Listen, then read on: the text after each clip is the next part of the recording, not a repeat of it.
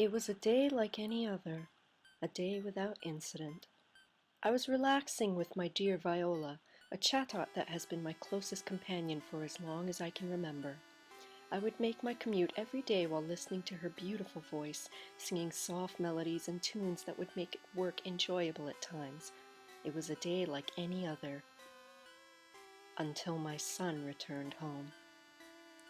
I loved that boy, more than anything. I was so proud to see him grow into a fine trainer.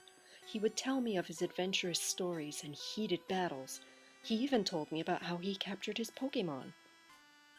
Of all his Pokémon, his newest addition, a Gengar, stood out the most to me. The moment he was released from his Pokéball, it locked a cold, hungry, narrow gaze with my own. After a few prolonged moments, I broke my attention from it and asked my son how he got this particular Pokémon. He said some random trainer had a Haunter to trade for a simple Nidorino. He seemed almost relieved to get rid of the poor thing, my son stated. Too bad he didn't know that they evolve when you trade them. It was late in the night when a sudden chill fell upon my bedroom. It seemed as if the air suddenly dropped 10 degrees. Something was watching me.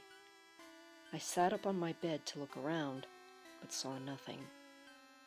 Must be a draft, I muttered. I laid back down. Moments later, just as I was about to fall asleep, my door creaked open.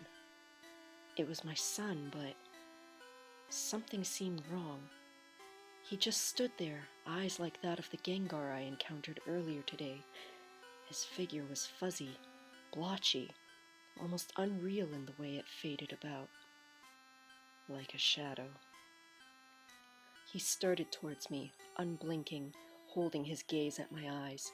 He was only several inches from my face when he slipped under my bed with unnatural quickness and appeared on my ceiling. His neck bent grotesquely to face my visage. A wide, blindingly white grin appeared on it. I scrambled out of my bed, but tripped on my blanket and hit my head on the dresser. Dazed and bloodied, I saw the toothy grin not a hand's breadth away from my nose. I tried to scream, but I felt weak, so weak. My mouth opened to make a sound, any sound, but to no avail. My head was aching, my heart pounding. It was surreal. Everything was cold, but I couldn't shiver. I could do nothing except stare at my own son's inhumane eyes as he started to open that unnaturally wide grin of his.